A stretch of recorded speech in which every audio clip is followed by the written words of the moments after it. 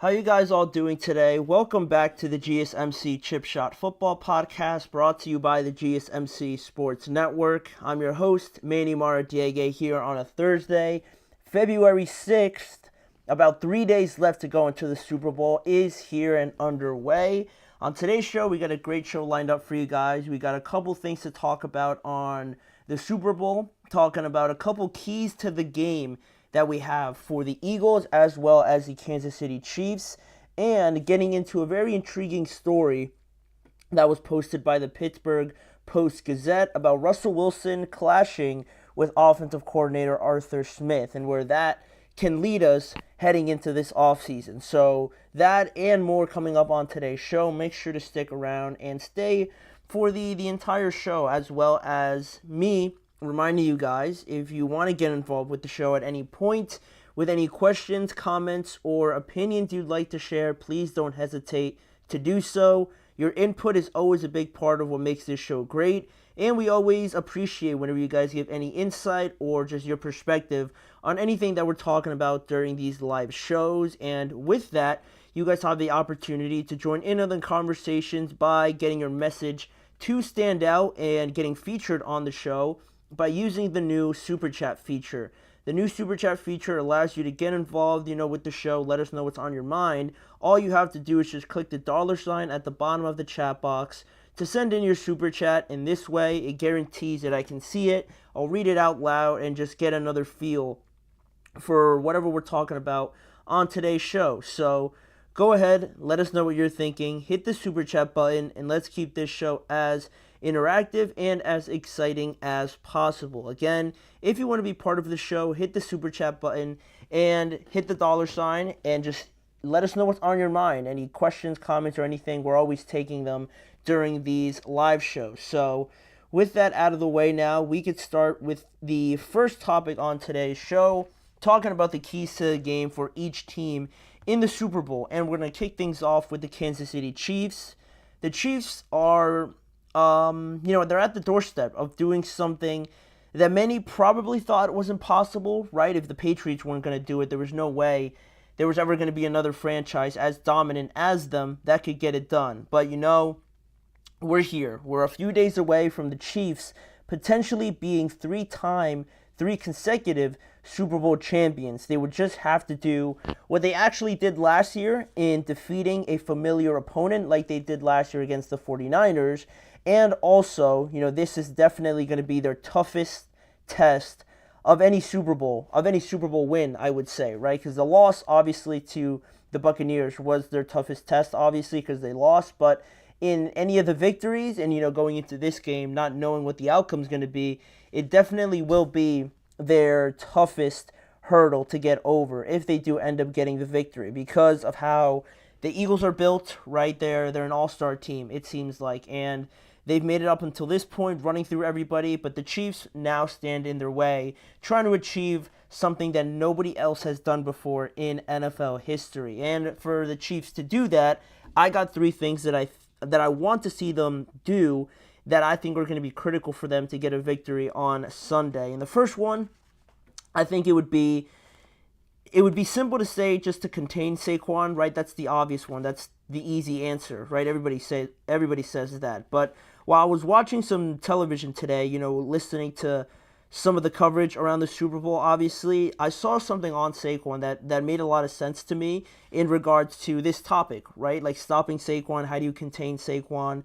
And I heard that, a lot of times, when you're trying to stop a run or you're trying to keep quarterbacks contained, right? You always want to set the edge and things like that. But I thought it was brilliant when I heard how when you're trying to approach this task of trying to stop Saquon Barkley, or at least have him impact the game as least as possible, you ideally in this scenario would want to push him to the outsides, right? Because when you're getting Saquon in like a one-on-one situation vertically, he's got the 4.3 speed, he's got the strength, the low center of gravity and everything like that, and he's got guys to run behind in the middle of that offensive line. If he gets going north and south, it's going to be very tough to, one, get around those guys, and then try and tackle Saquon, right? That's a very tough thing to do. So this strategy is to just kind of make him go the long way. Make him go the long way around, right? If he's going to break, the typical 30-yard, 40-yard run, it becomes a lot more difficult to run around the entire offensive line and try and turn the corner around the left outside or the right outside of any run, right? So I think rather than, trying to set the edge and trying to contain Saquon like in like the middle or anything like that, I would say try to push him towards the outsides, because that way you're going to have to make the offensive line move. You're going to try and get them to not only block, right, which is hard enough, but block while they're moving, while they're on the run becomes extremely difficult. I would say that favors the more agile defenders. And again, Saquon trying to turn the corner each and every time consistently starts to become more of an egregious task to do. So just finding ways to make Saquon, stop his feet, trying to turn the corner, right? It's a lot more difficult to change the direction when you're running full speed outside and then trying to turn that corner becomes very difficult, right? And then at that point, if you're able to do that, you're able to rally more people to the ball on the outsides, and you just need a lot of discipline, obviously, from your defensive line and your linebackers and defensive backs and stuff like that, right, to rally to the ball, and for your defensive linemen, right, stay gap oriented. Don't go trying to make a play and you're out of your gap now, and then Saquon breaks like a 20-yard run just instantly, right? You can't do that. Try to push him to the outsides, because it'll be a lot more difficult for him, to obviously hurt you, right? Because the football field's vertically, right? You're not gaining that many yards as it may look when you're running horizontally and then trying to turn upfield. So little things like that, I think, just trying to make it harder for Saquon to not hurt you as much in the run game. So that's one thing that I think the Chiefs should want to do. Then the second thing, I have to go back to the idea of disguising coverages and Steve Spagnuolo and just trying to be as manipulative as possible when you're facing Jalen Hurts on the opposite side, right? Because I do believe Jalen Hurts is very accurate. I think he can make all the throws. They just don't need him to, right, in this offense, unlike before, right? But it gets tough for him, it looks like, when he starts holding on to the ball too long, or, he gets through one read, it's not there, through a second read, it's not there, and then, the picture seems to get a little bit cloudy for him from that point on, right? It feels like he might panic a little bit, dare I say, so, there's that aspect of it, right? And according to Next Gen Stats, Jalen Hurts has taken 39 sacks that have happened after 4 seconds after the snap of the ball, which is the third most in the NFL. And in the NFC Championship game, he was actually 0 for 5 on extended dropbacks as well. So whenever he holds on to the ball too long, of course you're able to get pressure on him. You're more likely to, at least, and you're able to just make it a little bit more difficult. Guys are, I lost the word. They're improvising. Guys start to improvise. The routes, just start to become a little bit more free-flowing. And, Jalen's sitting there, right? He can make a throw, but it becomes a bit more difficult when you don't really know sort of where everyone's going to be. And then you got to worry about the pass rush and things like that. So that sort of thing, right? Making Jalen uncomfortable, disguising the coverages, make him think it's one coverage at the start of the play and then quickly shift to something else. And on that point, Kansas City actually rotated their safeties a season high 55% of the time in the conference championship against the Bills, right? And I think that's something that they should do maybe even more this time around in the Super Bowl, right? Just to show something to Jalen, have Justin Reed down near the box, and then instantly when the ball snapped, make him run to the middle of the field or make him run somewhere else where Jalen, doesn't see that, or he loses sight of that and something like that, right? I always go back to that example that I gave a few weeks ago in the lead up to the Commanders game where, like, if you're sending a clear blitz, right, for a lot of quarterbacks that might fluster them or they might be affected by that, right? But I think for Jalen, because they have such great receivers, right, when he sees a blitz coming and it's not disguised or anything like that, right, he could just throw it that way because he knows that the pressure's coming from that way. It's probably one-on-one over there. My guy's going to win 8 out of the 10 times at least. So I always use that example in the Commanders game where they played in Washington and Frankie Louvu, right, started like he was going to blitz, and he kind of quickly ran out to the flat. Jalen saw that, but then as soon as Frankie kind of like feinted to go that way, he jumped right back into the middle, knowing that Jalen was going to throw it exactly where he ran out of, and he intercepted the ball, and it looked like a pretty bad throw, right? You're thinking, why did he throw it right to him? It's because he showed him something, he ran out to the flat, and then quickly backpedaled and got in the way, knowing that Jalen was going to throw it right then and there. So things like that, right? Kind of showing something, a little cat and mouse game like that, I think is going to be huge for this Chiefs defense to try and confuse Jalen as much as possible. And then the last key to the game, I think, is going to be the red zone battle for the Chiefs defense going up against this Philly offense who ran in 7 touchdowns against the Commanders, which is absurd. And, that's their bread and butter, right? From the 5-yard line in towards the goal line, it's going to be very hard to stop Jalen and then Saquon running the ball with that offensive line. You're probably going to lose most of those battles. But as soon as you get into the red zone, as soon as you get to the 20-25-yard line, I think that's where this Chiefs defense has to really try and win that battle, right? Field goals over touchdowns given up. And actually during the regular season, the Eagles' red zone touchdown conversion rate was only 12th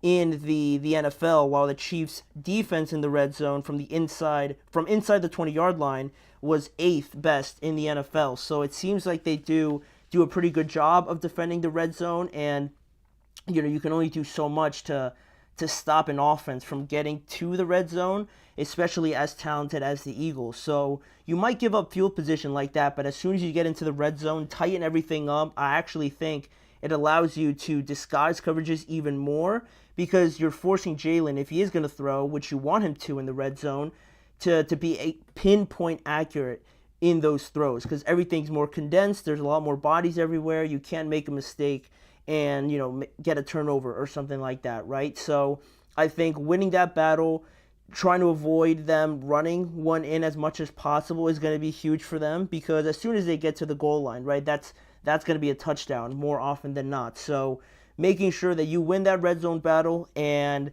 get them to throw as much as possible, right? And trying to take away that running aspect as much as you can, because the Eagles are going to run it, and they're going to run it a bunch of times with Jalen and Saquon. So if you can try and stop that, not only do you stop them, but you allow 4 less points rather than a full touchdown. So those are my 3 keys for the Kansas City Chiefs, things that I need to see them do in order for them to get a victory on Sunday. 3 of the most important ones, I think I would say, in ranking them. So with that being said, we got to one side of the ball, we got to one team on Sunday, now we got to get to the other side, right? What is it going to take for the Eagles to get a victory on Sunday over the Kansas City Chiefs? 3 more keys, this time for the Philadelphia Eagles, when we return after our first break.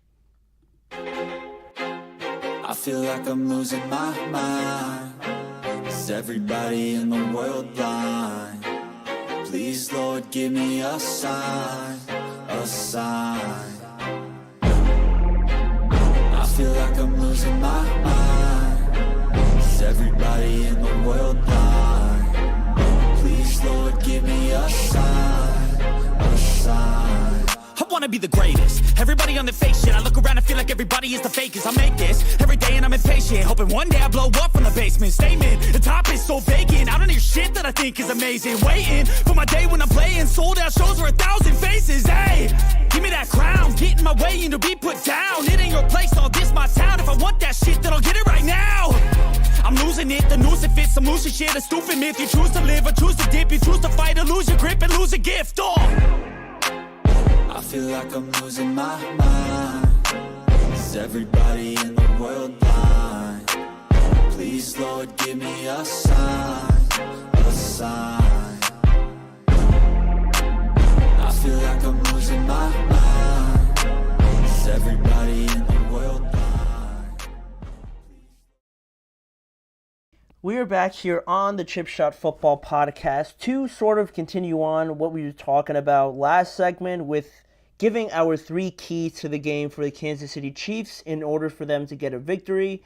Now in this segment, if you're just joining us, we're going to do the same thing for the Philadelphia Eagles, right? Focusing on the Eagles in this segment, I've got the three things I believe that must happen for them to get in the way of history and stop this Chiefs dynasty from going down and cementing their legacy as potentially one of the most dominant, if not the most dominant, in NFL history. So the Eagles are playing for a lot of people, I would assume, right? Because a lot of people don't want to see the Chiefs win again. They don't want to see them win another Super Bowl. So the Eagles got a lot riding on their plate. And with that being said, one of the main things I need to see them do in order for them to push forward with a potential victory would be lining up in man coverage mostly. I want to see a lot of man coverage because they got the personnel to do it, one, with especially versus these receivers, right? No shade to Hollywood Brown, Xavier Worthy, these guys on Juju Smith-Schuster, another one. No shade to them, but I think the Eagles corners are very good. And I think, Quinyon Mitchell's played fantastic. In his rookie year, he's already in the Super Bowl. It's amazing, and he's contributed a lot. It's not like he's just been along for the ride. He's done a very good job opposite of Darius Slay, that's the other one, and Cooper DeJean, another rookie, playing a big role in that secondary as well. So lining up, trying to man them up as much as possible because, the Chiefs run a lot of RPOs, and with those RPOs, in addition to other things that they obviously do very, very well, they pick apart these zone defenses, right? Just because, the RPOs are a great way to combat that, but just in general, with Patrick and Andy Reid on one side, they destroy zone defenses. And Travis Kelce as well lives off of killing, these zone defenses as well. So if we are going to push more towards one, man coverage seems a bit more risky, but I believe it's a risk worth taking in this point because you could probably run a lot of high safety or a lot of high single safety and then have somebody else kind of roaming the middle. Maybe you double up Travis Kelce in the middle of the field with that other safety and you can play it like that. And not only that, but you could also bring some more pressure that way. If it's one-on-one everywhere, that's probably 4 on the defensive line across the middle, 4 or 3 potentially in the secondary manning everybody up. That's probably at least like 7 or 8 players right there. Then you have another 3, or I should say 2, to blitz and bring additional pressure to Patrick Mahomes more often than not, right? With somebody else lining up and roaming and kind of being a double cover for some of the other personnel, right? Probably Travis Kelce. So that's the way I would mostly play it. I think man coverage with these corners especially, you got to take advantage of it, right? And not only that, but you just can't be afraid to go into those battles, right? Because the Eagles play a lot of two-shell, everything in front of them defense, right? And that works a lot, right? And, the zones that they run, it's very well disciplined and drilled in by Vic Fangio. But I think this time when you're playing, quite literally, potentially the greatest of all time, right? Not a lot of people played a lot of zone against Brady, and I don't think it's going to work any better against Patrick. So I think being not being scared to do that and play man coverage and just bring a lot of pressure to Patrick. We saw the Buccaneers have a lot of success with bringing pressure at Patrick and kind of throwing everything off. I think the Eagles should adopt a similar sort of style in this game because those RPOs, right, they do a lot, right? You think it's a run, everybody drops down and kind of leans forward thinking that they have to stop the run. Then you get out of your zones and there's a guy just sitting wide open with 7 yards of space around him, right? You don't want to avoid that because those are just easy completions, right? And then the Chiefs are just ahead of the chains each and every time, right? So trying to avoid that as much as possible, I think is the way to go. And you can't just rush 4. These guys are great, but you can't just rush 4 each and every time and just play zone. You can't be scared to bring somebody else and take that risk because it's going to take a lot. It's going to take a lot of that to beat the Chiefs. So man coverage and, bringing a lot of pressure is one for the Philadelphia Eagles. A second thing that I'd like them to see, this time on the other side of the ball, on their offense, I want to see them stretch out this defense a little bit more. I want to see them push the pace, push the limits on the 2 safeties, these corners. I don't want to see a lot of people around the box. And that's probably what they want to do, right? Trying to stop Saquon Barkley. But if you're the Eagles, you have the perfect team to keep this defense honest as much as possible because they lived it, 2 seasons ago, right? This defense is very familiar with the threat of A.J. Brown, Devontae Smith, Dallas Goedert. They were all there last time they played in the Super Bowl. So they're already going in with a little bit of caution. But I think early in this game, or a good amount of times in this game, I need to see the Eagles try and stretch them out with a deep ball or just keeping them honest, right? Because the more you do that, and if you complete some of these big plays, the more you do that, right? Those safeties kind of got to start staying back a little bit, right? They got to be wary that, all right, Jalen's going to keep pulling the trigger if we keep coming so close to the box, and they're just getting chunk play after chunk play. Let's kind of stick back here a little bit and get them to back off, kind of like to stop. So by doing that, you eliminate the threat of Justin Reed, who does a lot for them in and around the box. He's a tackling machine. He's always around the ball, it looks like. So the more you can try to keep him like 20 yards down the field is always going to be a victory for them. And getting them to respect your wide receivers, right? I know they run the ball and they do it very well, and these guys are great sports about blocking and everything like that, but they're great players too, right? Get them involved, get them to make an impact in this game. Like we saw A.J. Brown catch that long touchdown in the last Super Bowl that they played. Doing stuff like that, I think, can go a long way. And the more you line up that box, obviously, gives more room for Saquon to run the ball, Jalen to run the ball if everyone's just down the field, right, worrying about the receivers. That's a great way to keep this defense honest and just not letting them get in a rhythm, right? Because as soon as, you get a tackle for a loss, right, these corners are hitting, the linebackers are driving on the ball, everyone's jumping around, celebrating, getting in their face, right, that they're all hyped up, right, when they make a play like that. The more you can avoid things like that and keep them on the back foot with this personnel that the Eagles have is going to be great for them if they're able to do that and stay ahead of the chains. So stretch out this defense, get them to back off from the line of scrimmage, and then that'll open up a lot for the Eagles offense. And then lastly here, I would say along that point, you got to win the line of scrimmage on both sides of the ball, right? You got Jalen Carter, Jordan Davis, Brandon Graham, who looks like is going to play, Nolan Smith, Bryce Huff. All of these guys have to contribute to making sure you're winning that part of the ball, winning that line of scrimmage, because you're going to have great matchups all across the board, right? Creed Humphrey, Trey Smith, and Caliendo trying to block Jalen Carter and Jordan Davis in the middle of the defensive line. Malik Jefferson also, when he comes in, is going to be another one. All three of those guys rotating in.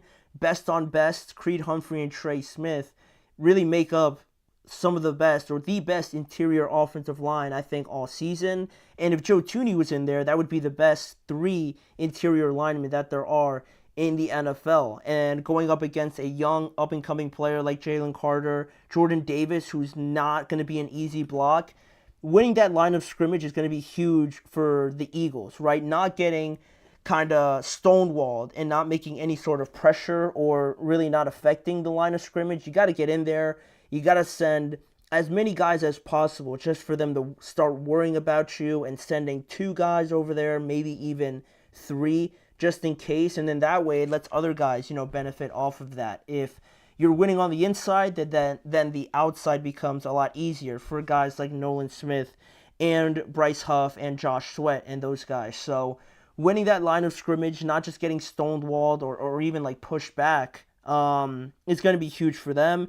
And the same thing on the other side, obviously, right? Not letting Chris Jones and these guys in the middle of the field or in the middle of the defensive line for the Chiefs push you back in any sort of way, right? Landon Dickerson, Cam Jurgens, in his first season replacing Jason Kelsey is going to be huge. Mekhi Becton on the other side as well made that transition from the outside to the inside very seamlessly, but still, if you're Chris Jones, if you're these guys in the middle, try and create a disadvantage there, right? Try and push the pocket in the middle of the field if you can.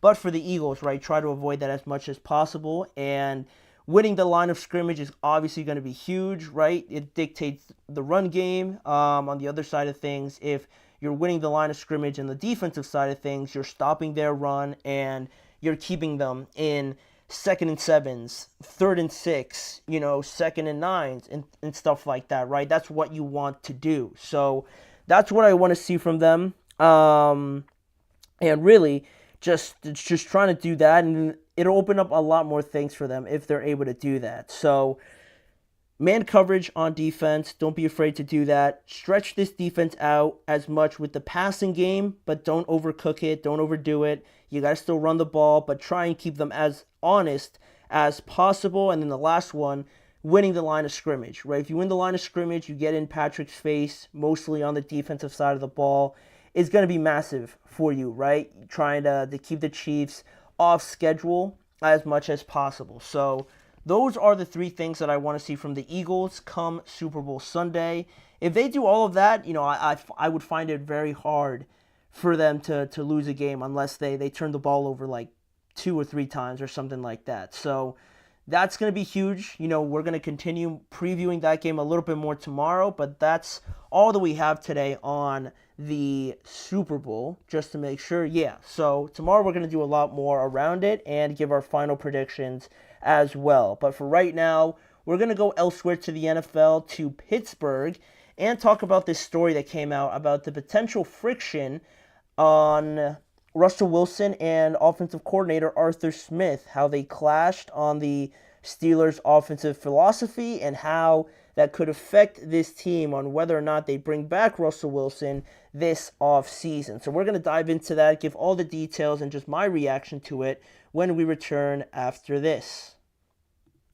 Looking for your daily fix of sports talk without having to pay for it? GSMC Sports Network is available on YouTube.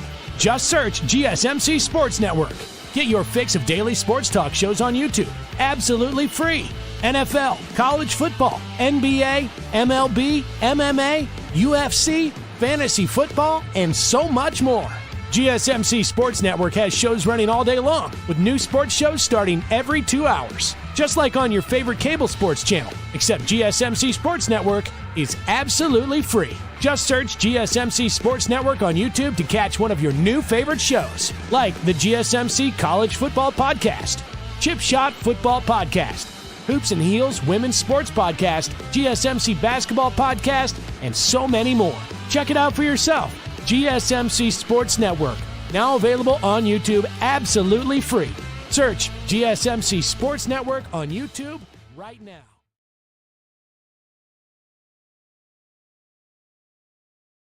Thank you guys for joining me back here on the show. To our third segment, we're now going to the city of Pittsburgh. And the Pittsburgh Post-Gazette basically, published a very insightful article on the Steelers' offensive struggles. I believe it was published yesterday. And really the main cause of the sudden, nosedive that this team took towards the end of the season appears to be because of the disagreements between offensive coordinator Arthur Smith and Russell Wilson, right? The veteran quarterback that came in for his first year this past season, about the offensive philosophy that was, going on there in Pittsburgh. With new offensive coordinator coming in, Russell Wilson also coming in, there was a clash there, allegedly, according to Jerry Dulac, who wrote this article on the Pittsburgh Post-Gazette. And really, if you guys aren't aware of how bad it got for the Steelers, they couldn't score more than 17 points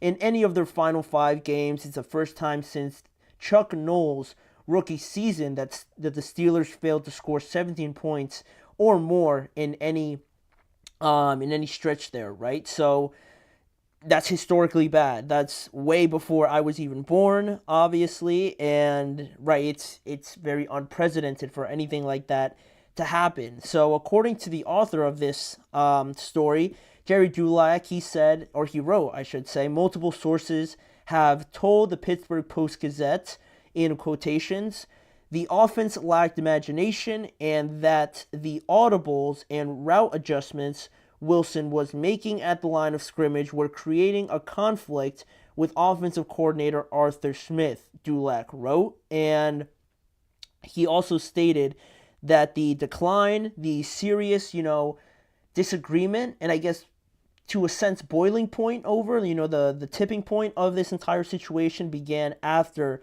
the Steelers defeated the Bengals 44-38, right? And Russell threw for like 400 yards or something like that and like 3 touchdowns in that game, and was one of the best offensive performances for the Steelers in a long time, right? I think it was since 2018 that they not scored that many points. And after that point, after that game, Dulac explained that after that, Arthur Smith didn't want Russ changing his calls and deviating from the plan as much as he did, according to these sources, in that game, right? So that's why now you're starting to hear about this friction, you're starting to hear about them butting heads, and now there's even more questions about whether or not Russell Wilson will return to Pittsburgh at all, right? If him and Arthur Smith don't see eye to eye, then it feels like there's no reason why he should come back, because if they don't see eye to eye, then a lot of people are speculating that, it's not going to work, it's not a good match, so why would they bring him back if there's been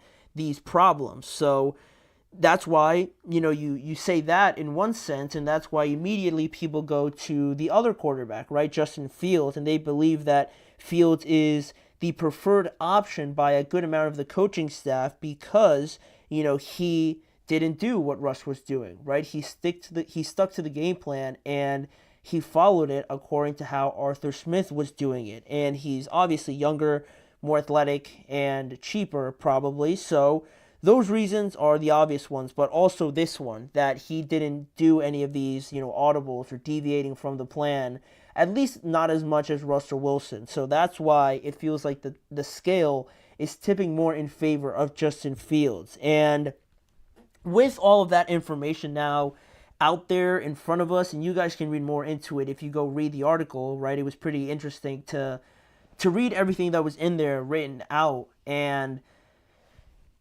already, I do agree on one stance that it makes it really tough for Russell Wilson now to return after you hear of this stuff. And there was already rumors before, and I didn't really pay too much attention to them, but now seeing this article being written and the multiple sources writing or providing context around it and stuff like that, and you kind of put all the pieces together, I don't really see how Russ can come back after something like that. And I mean, I would want Justin Fields to come back anyway.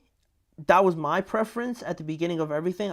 If I had to choose, I would have stuck with Justin Fields just because it feels like that wasn't really explored as much, right? I feel like with Russ, you kind of know what you're going to get already, but with Justin, there's still that aspect of not really knowing because he's still like 26 years old. So I would have brought back Justin anyway, but to Russell Wilson's defense, it is hard to ignore that winning streak, right? When Mike Tomlin made the executive decision to make that change and maybe go against what a lot of people were thinking that he should do, it paid off. They went on that great winning streak. Everybody was riding high. The momentum was high. Everything surrounding the Steelers was positive, sunshine and roses. Everybody thought that this team was going to make it to the conference championship at that point, right? So that part is hard to ignore, to be quite honest, right, if you're trying to be fair to Russell Wilson. But what I think is a bigger issue here is not whether or not, Russ is going to come back or not because of this. I kind of found it hard anyway, because you ran it back already last year. What more do you need to see from both of them, right? So, Art Rooney II, their owner and president, also said that he would like to sign one of them, not both of them. So that's why I was already kind of leaning towards both of them not coming back. But what I think is the bigger issue here is from Arthur Smith, right? An issue that I kind of have here with Arthur Smith is wanting to operate the offense your way is one thing, right? But after, this team's best game, I would say, and still being kind of upset about the deviation of the plan and wanting it to be run your way after your best game of the season, I understand you work all week on that plan. So So you want to put it into action, right? Not just do all that work for nothing, right? That would be frustrating, and I would understand that, right? If you got this game plan that you're working on it all week and then they're just changing it at the moment, then it becomes frustrating, right? If you're Arthur Smith. But I don't know, someone's got to tell Arthur Smith or Mike Tomlin that this run-first offense that they want to try and implement, that they've been trying to implement, is not working how they think it is, at least, right? Because they're not running the ball like the Lions. They're not running the ball like the Eagles are or something like that, right? It's one thing if Russell Wilson comes in there and your run game is like a top 5 run game and at the line of scrimmage he's changing it to a pass play, that is where I would say, you know what, like Russ, like that's not right.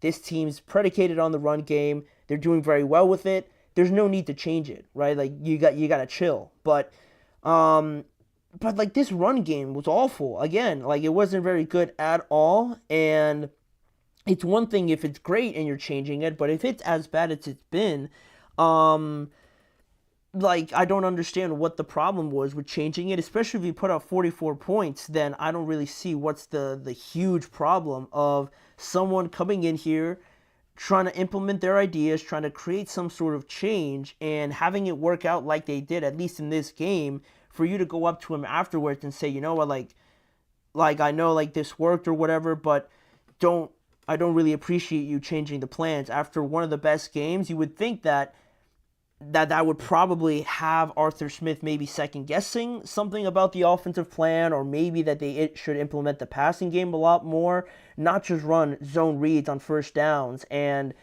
try to run it to the outside again then the very next play, and then you're stuck in 3rd and 7 more often than not. You try to throw a pass play to the outsides and everybody knows it's coming, and then you're walking off the field each and every time.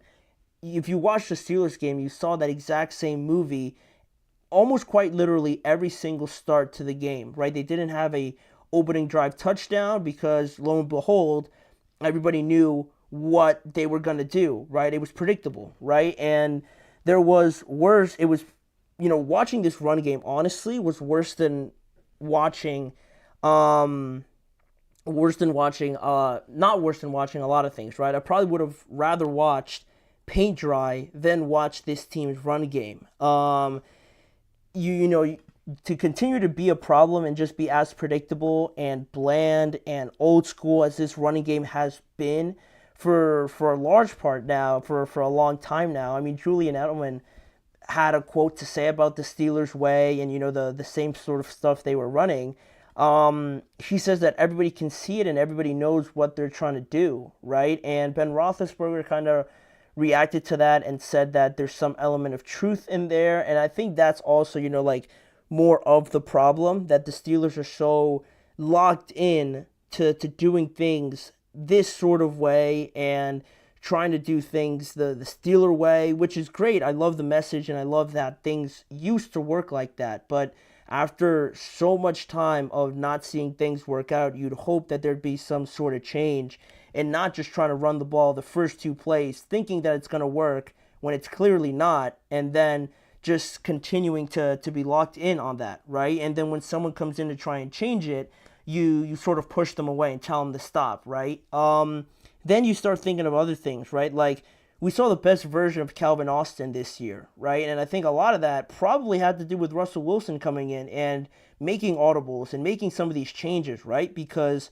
that's where you saw the best out of Calvin Austin. They had a good connection, and I wonder if Russ had not come in and done that, would we have even had the kind of season with Calvin Austin out there making all those plays, scoring all those, big explosive play touchdowns? Would we have even seen that at all if Russ didn't try to push the envelope a little bit outside the comfort zone? That could be a huge miss there, right? That could have been a huge missed opportunity for this Steelers offense that now knows has a great playmaker in Calvin Austin. And it also makes you kind of wonder about Justin Fields. Was he going along because he felt like it was the right thing to do, or was he just forced to do it, right? That, all the mistakes that you probably saw, all the rough plays from Justin, was it a result of the plays and the offensive style that the Steelers wanted to run, or was it actually on him and his abilities, right? I think when things get into question, like they are now with this offensive style clashing with Russell Wilson, his philosophy to throw the ball a little bit more, you start to question things like that, right? When you saw Justin Fields struggle, was that a result of the scheme, trying to forcefully operate this scheme when it might not work, or was it down to him and his own mistakes as a player, right? I don't think you have a clear answer there, and that's a problem, right? Because you still don't really have a clear answer with this Steelers team. And their biggest problem for me over the last few years has been, just being, I feel like they're too scared to kind of diverge too far from what they know is comfortable, right? Everybody says it. I'm getting so sick of hearing that the Steelers, they're not playing the Steeler way, or like this isn't Steelers football, and everybody comes on and says, we just got to run the ball more. We got to run the ball more efficiently, which is true, but to that aspect, like, it can't be the exact same thing. You got to try something differently at least, because everybody feels like they know what's coming on the offensive side of the ball. And it's a shame because you always have a head coach preaching, one of his many Tomlinisms is you got to get comfortable being uncomfortable. And we haven't seen that, right? They're very much content with doing what's comfortable for them on the offensive side of the ball, at least. They're not very much trying to change that, it feels like, right? Every season, it's almost the same thing, at least for the last, 7-8 years, right? It feels like it's been the same thing. So you say something, but you're not really showing it through your actions. There's reportedly not going to be a lot of changes this year either. So I don't know what more you need to really see, quite honestly, right? If the same movie keeps being played, you'd hope you'd try to change something if you really want to see change, right? If they're all right with being comfortable and being all right with making the playoffs and then losing in the first round, then we're going to see more of it. But if they keep saying that they want to see change, we got to see some action. And until that happens, unfortunately, it's probably going to be more of the same, which again is a shame because, Mike Tomlin gets criticized a lot and I think he's a good coach. But without the change and just empty promises, I would say, nothing's really going to change. So that's where I kind of thought of, that's kind of where I went with this thought of this clashing of offensive philosophies, right? Very interesting stuff going down there in Pittsburgh, to say the least. But we will move on from that topic now and look at the New York Giants in the next segment. After the break, we're going to continue with our series of looking at places for improvement for each team across the NFL. Now we got to stop in New York and talk about the Giants and where they need to see most of their improvement in 2025.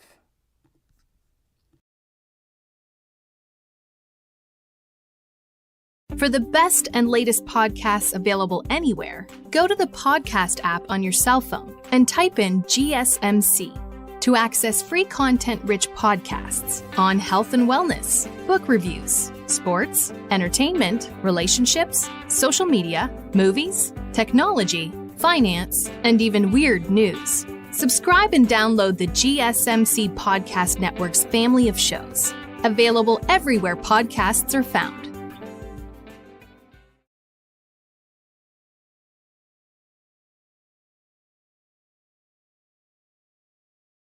Back here on the show now to continue what we've been talking about over the last couple of days, starting this new topic on just getting an earlier understanding of what each team across the NFL really needs to do to upgrade some of the spots on their roster. And actually, while I was doing this segment on the Giants, I realized that I missed the Minnesota Vikings in the NFC North, right? I went through the Bears, I went through the Packers, and the Lions, but I missed the Vikings. So we're going to do that tomorrow.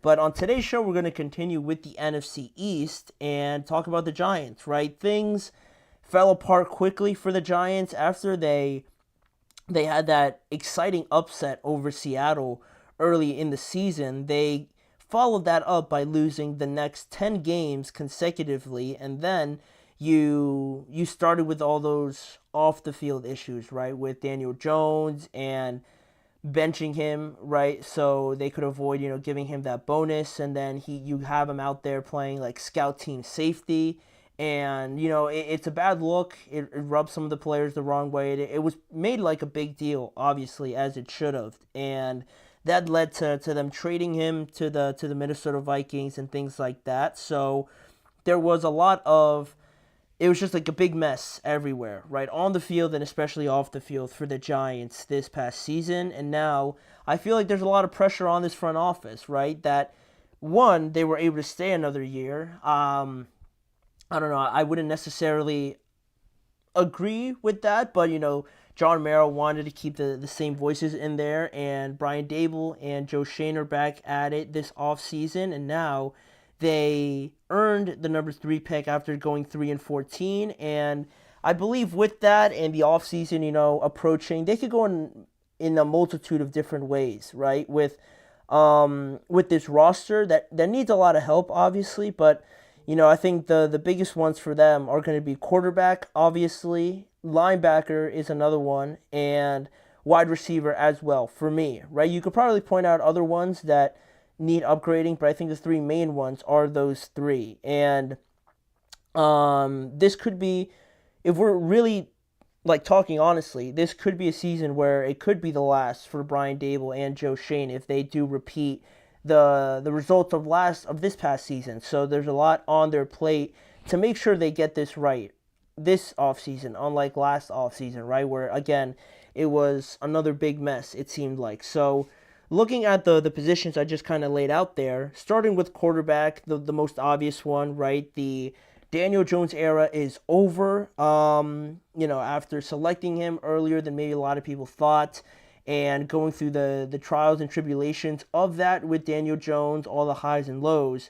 Now we're officially moving on from that. So what do you do with a weaker quarterback class this year, right? What do you do with a quarterback class that not many people are so high on, other than maybe the first 2, but even that, I've heard a lot of people say that in other draft classes, maybe these quarterbacks wouldn't have been so highly regarded. But, that's to each his own, right? That's how you evaluate this class versus other class. And for me, when it comes to the quarterback position, I'd love for them to go off of what Malik Neighbors said recently on drafting a rookie quarterback. I believe it was yesterday, when he said that if the Giants were to go down that path, that he would really like it if they had a veteran quarterback in there as well with a potential rookie that they were to draft. And I thought that was a very savvy and like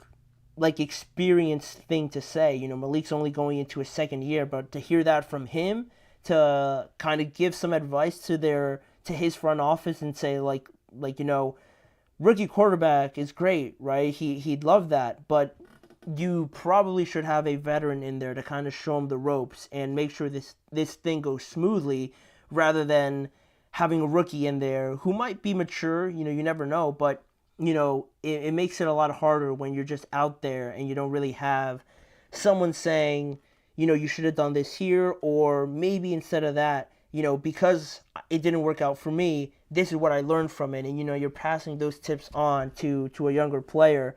I think that would be very beneficial for them, right? And I love that Malik Neighbors said that. And, the obvious ones are Cam Ward and Shedeur Sanders. They will be 80% of the mock drafts and the links to the New York Giants. But, it seems like they're very interested in this path.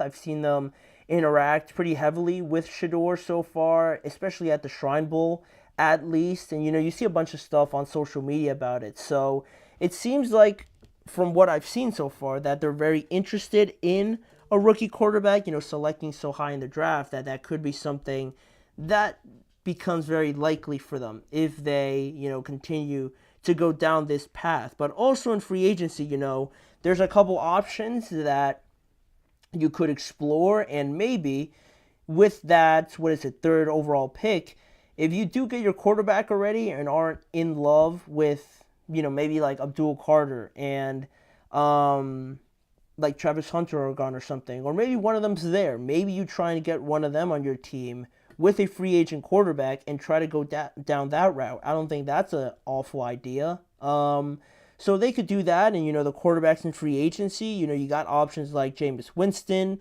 Sam Darnold, who will probably be the most expensive. You have Justin Fields and Russell Wilson, who we just finished talking about as well. Those would all be very solid options if you were to just kind of like put a bandage on it, quite honestly, with most of these guys and try to improve the rest of your team. I don't think it's a bad idea at all. So for the quarterbacks, it's going to be tough, kind of evaluating everything because it feels very like a very cloudy position to focus on this offseason. So that's one of the ways they could go with the quarterback spot. And the other position I was looking at is linebacker because, I feel like they need more guys making plays in the middle of the field, right? They don't really have like a presence in the middle of the field like the Eagles do with Zach Bond, or the Commanders had with Bobby Wagner, or the Cowboys had with Overshown, and all these great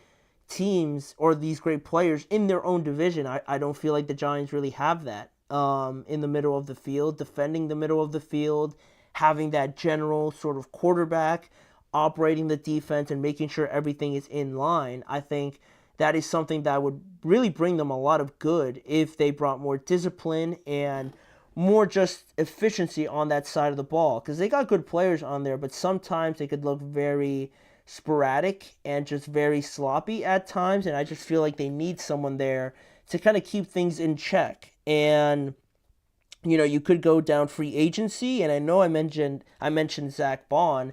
He's going to be a free agent this year, so I know the Giants don't have a ton of cap space. I think they're still in the top 10 most cap space, ready teams. So that's not too bad. But knowing that Zach Bond's going to be a free agent and knowing that the Giants need a guy like that, I would give him a blank check and just say, like, let me know what you need.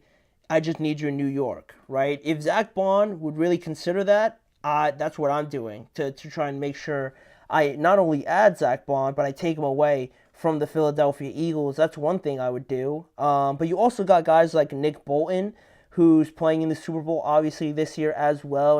And Steve Spagnuolo, I just finished reading, compared him to Patrick Mahomes for them on the defensive side of things. So he seems to be a player that a former coach of theirs has regarded as a very talented and a very good player. So you can go off of that, see if Nick Bolton's interested in joining him, and I'm sure it wouldn't hurt his decision if you gave him a very favorable contract as well. So that's another option they could go down. And Dre Greenlaw also, he's going to be a free agent as well. And I know the injury is pretty scary there, right? It's a little bit of a hesitant situation, but on his best day, Dre Greenlaw is one of the most underrated linebackers, I believe, in the NFL. So having another guy like that, I think, would be great for them. But then in the draft, this is a spot where I don't know if I would necessarily go after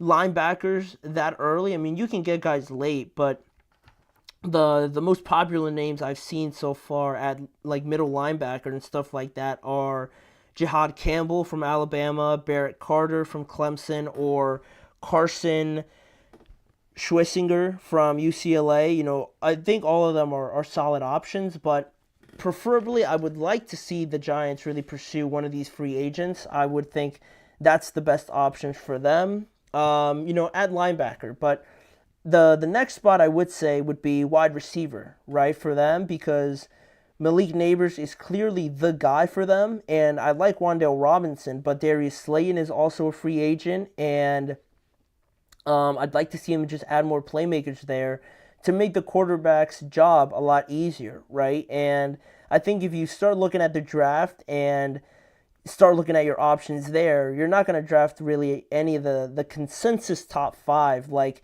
the McMillans, like the Travis Hunters, like the Ibukas, or the Luther Burdens, or Matthew Goldens, right? I feel like those guys are the main top 5 in this draft. You're not really going to draft any of them at number 3, and unless you're trading back into the first round, which I advise against, you're not really going to get any of these top guys in the draft. I don't think any of them are really going to drop down, but it is a deep class. So if you do want to add to these guys and just add a solid option, I would prefer for them to wait later in the draft to get some prospects, in the third round potentially, or the second round, even if they want to do that, right? I think that would be more effective for them to add a wide receiver that way, or in free agency, they could bring back Darius Slayton if they so choose, or other options we've mentioned, like Amari Cooper, Stephon Diggs, Chris Godwin, Hollywood Brown is another one. They got options at this spot as well. So that's why with the free agent class and the draft class that seems to have a deep wide receiver group, I think this is a good opportunity for the Giants to add someone and see if they could steal them off the market and get them in New York, right? Making it more of an attractive spot for any quarterback or any free agent quarterback, or I should say rookie quarterback, to come and join them if they add to that spot. So quarterback, linebacker, and wide receiver are all spots that I think the Giants do need to upgrade. And if they upgrade all three, I think it would be a very successful offseason for them if they're able to do that, right? But we'll see how aggressive they are. They weren't too aggressive last year, so I'm hoping they rebound from that and really test the market out there this year. But we do have one more segment to get to. That's not everything we're going to talk about. We got to mention over in Green Bay, their starting running back, Josh Jacobs, had a pretty clear and direct message to his team as to what he wants to see change in 2025 in regards to the personnel of the Green Bay Packers. He wants to have a pretty clear upgrade at one position. So join us back here for the next segment to find out what position that is and what Josh Jacobs had to say about it.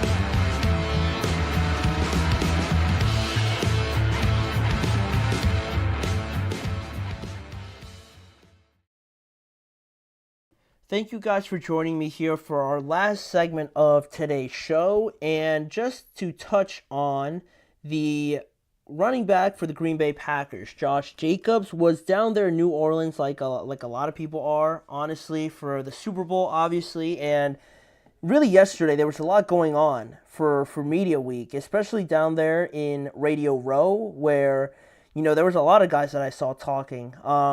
Like Trey Hendrickson had a lot of interesting stuff to say. We'll probably cover that tomorrow. Myles Garrett doubled down on his position to want to trade out of Cleveland. Fred Warner was on there as well, talking on the Pat McAfee show. I saw Malik Neighbors also giving some interesting quotes as well. So, there was a lot going on down there on Radio Row. And one of the guys also that was down there was Josh Jacobs. And he had a bunch of interviews to do where he had the same message in all of them, right? For the most part, he said that the Green Bay Packers, he felt, needed to add a proven, in his words, number one wide receiver to help this offense, and Jordan Love especially. And he said, or part of what he said in some of these interviews was, we've got a really young group of receivers. All can be really, really, really special. But I think personally, we need a guy that's proven to be a number one already. So somebody we know is going to be a little bit more consistent. is the word that I found so interesting in this context with the Packers and this team and how they built it. But, with that, he was asked about maybe Davante Adams, being a potential option for him and what he thought about that. And he said that if he could come at the right price, he's had already some conversations with Davante Adams, and he would definitely have a spot, or he feels like this team would have a spot on the roster for a guy like Davante Adams to make another return over here to Green Bay and make his way back to where he saw most of his success, obviously, right, in his career, which would be an awesome thing to happen, I think. But, there are some things to get over. But in terms of the number one receiver point and Josh Jacobs wanting to add that and having that be a position of not weakness, but, a position of emphasis where you want to get better at. According to Josh Jacobs, right, you look at this team this past season where they had the 12th ranked passing offense this season with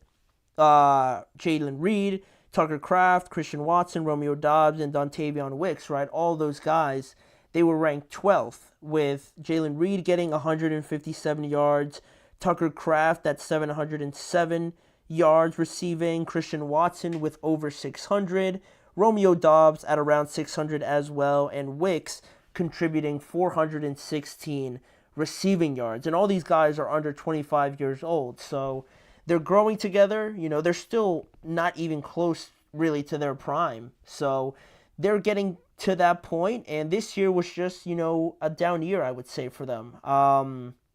There wasn't that much explosiveness, or I would say that much excitement around this team as it was in their first year, with Jordan Love at the helm. So Green Bay, to that point, also hasn't had a 1,000-yard receiver since Davante Adams. Since Davante Adams had over 1,500 in 2021, then he left that year and joined Josh Jacobs, funny enough, in Las Vegas. So it's been a while since, the typical number one receiver has been there for the Green Bay Packers. And I agree that more than not, I agree more with what Josh Jacobs is saying more than I don't. But why I highlighted consistent and why I mentioned that was such a fascinating thing for me is because when Josh Jacobs said someone who's consistent, because, this idea of Green Bay having so many options, right, produces a little bit of inconsistency, right? When you have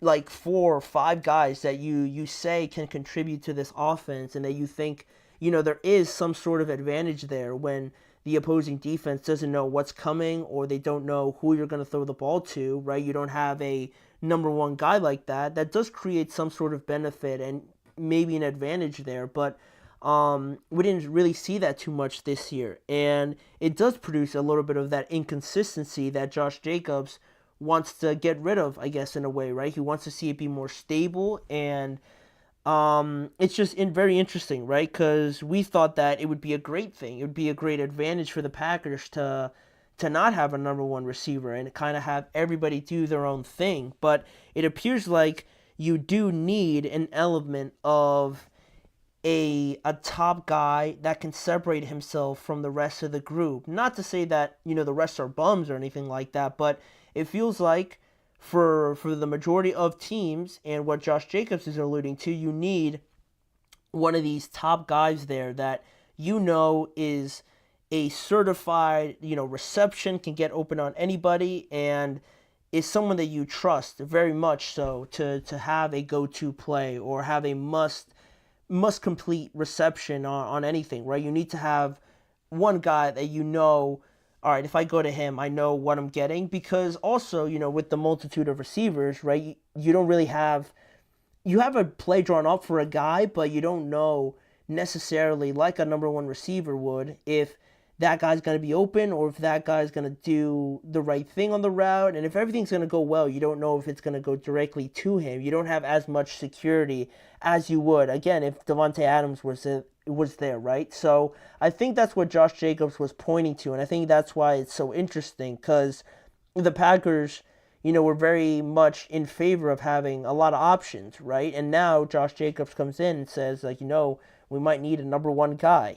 And although that might be what he wants, and it kind of reminds me of the Bills a little bit, right? This past game that they had in the AFC Championship where, you have a lot of good, talented players like Amari Cooper, Dalton Kincaid, Shakir, Curtis Samuel, but you don't really have a number one guy, and it feels like that's one of the things that was missing, right? Knowing that you can go to this guy when all else fails, you need something guaranteed, you have your guy. And it reminded me of the Bills a little bit, but when you're bringing in Davante Adams to this, it gets a little bit tricky because although it'd be a great reunion, he's under contract with the Jets for 2 more seasons, right, over there in New York. But the caveat or the one thing kind of stopping that is because he does have a $38 million cap hit in 2025. So if that's something that the Jets aren't really rocking with, he is a candidate to be traded or potentially be released. If the Jets really don't want to have that on their books anymore, that could be an avenue where it opens up the possibility of returning to the Packers. But because he is under contract, right, it's not like he could just get up and sign with the Packers, right? It doesn't work like that, obviously. But I mean, you do have other options if you're talking about number ones on the free agent market, like T. Higgins or Stephon Diggs, potentially, but those two come with their own sort of problems, with T. Higgins probably costing you a good amount, and I don't know what the Packers cap situation is, but he's probably going to cost you like close to $30 million per year. So is that something you want to take up?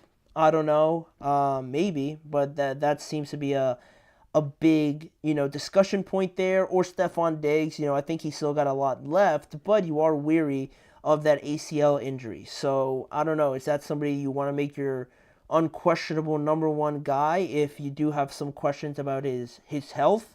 That also comes with it. So overall, I mean, I understand what Josh Jacobs is trying to do, and you understand when maybe they don't have a number one guy, but you see in your own division, guys like Justin Jefferson, DJ Moore, Amon-Ra St. Brown, who I would say are their clear number one guys, and 2 out of the 3 of those teams, had 2 of the best records in the entire NFL this season. So not only do you maybe feel that way, but you're seeing it play out in front of you, like maybe if we had like a number one guy like that, we could, get over the hump of beating these good teams, right? Because that was the thing with the Packers this year, right? They had a decent record, but all their losses came against all these playoff teams, right? So you got a good record, but when it comes to beating the very good teams, right, the next level teams, you fall short. And maybe having a number one receiver could have been the difference. We don't know, but that feels like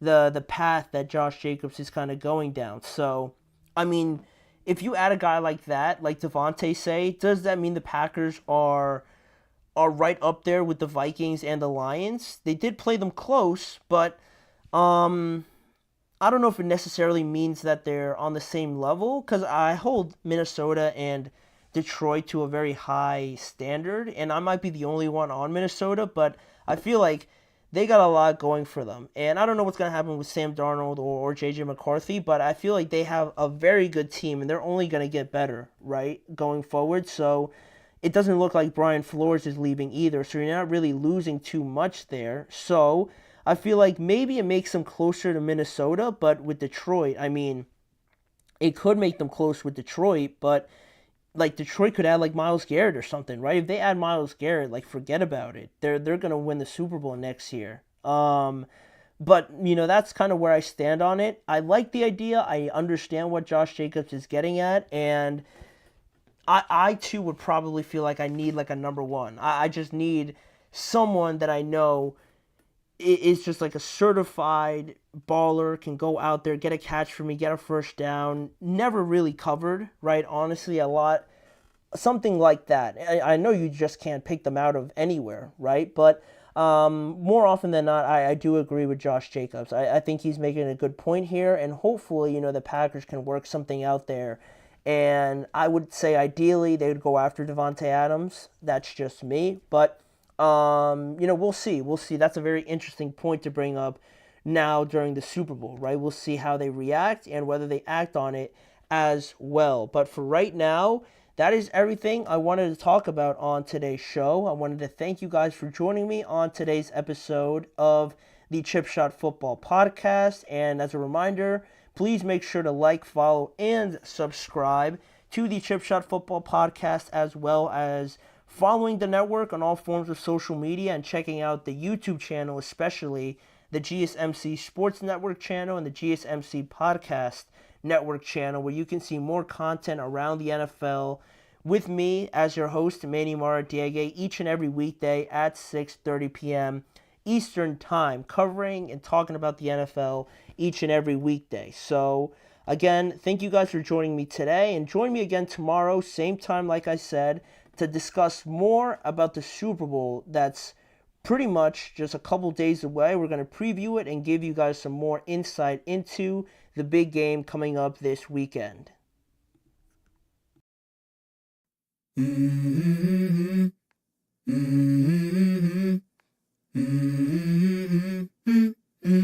Let's go. I wake up to a little bit of drool on my pillow, feel like it's gonna be a bad day. Yeah, I'm tired of shit and the coffee ain't hit.